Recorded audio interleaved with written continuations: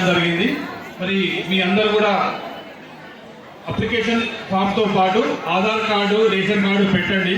ఒక డౌట్ ఉంటుంది, రేషన్ కార్డులో మరి మాకు లేదు సార్ అంటే మీ పేరు మీ తండ్రి దాంట్లో ఉన్నా కూడా ఆ జిరాక్స్ పెడితే కూడా నడుస్తుంది, ప్రాబ్లం ఏం లేదు.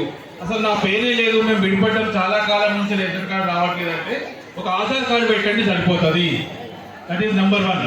రెండోది, ఖచ్చితంగా ఎవరైనా అప్లై చేయొచ్చు, ఏమీ ఇబ్బంది లేదు. మరి ఆధార్ కార్డు పెట్టి చేయండి. ఇక్కడ రెంటర్స్ అయినా కూడా చాలా డౌట్స్ వస్తున్నాయి. మీరు ఎక్కడ స్థిర నివాసం ఇప్పుడు ఉన్నారో, ఇప్పుడు ఎక్కడ ఉన్నారో మరి అక్కడి నుంచి మనం పెట్టచ్చు. మనకు ముఖ్యంగా మహాలక్ష్మి పథకం ఉంది, దాంట్లో గ్యాస్ నంబర్ కంపెనీ పేరు రాస్తే సరిపోతుంది, దానికి జిరాక్స్లు అవసరం లేదు. అట్లాగే రైతు భరోసా కార్యక్రమం ఉంది.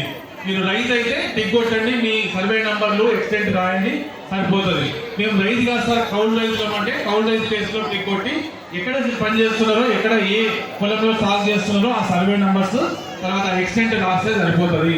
అట్లాగే వ్యవసాయ కూలీ అయితే ఒకవేళ మీ గ్రామంలో ఎవరైనా ఉపాధి హామీ కార్డు ఉంటే, ఒకవేళ ఉపాధి హామీకి వెళ్తే ఆ కార్డు నంబర్ రాస్తే సరిపోతుంది, జిరాక్స్ అవసరం లేదు, అది రాసుకోండి. ఒకవేళ చాలా డౌట్ ఉంది, మేము ఇక్కడ ఉన్నాం సార్, భూమి ఎక్కడో ఉంది, ఏం ప్రాబ్లం లేదు, ఎక్కడ భూమి ఉన్నా కూడా ఆ సర్వే నెంబర్లో ఆ ఎక్స్టెంట్ రాస్తే సరిపోతుంది. సో కాబట్టి మనం ఇక్కడ చేసుకోవచ్చు. అట్లాగే గృహజ్యోతి పథకానికి సంబంధించి మీ అందరూ తెలుసు, కరెంటు కనెక్షన్ నెంబర్ రాసి మీరు ఎన్ని యూనిట్లు అనేది రాస్తే సరిపోతుంది.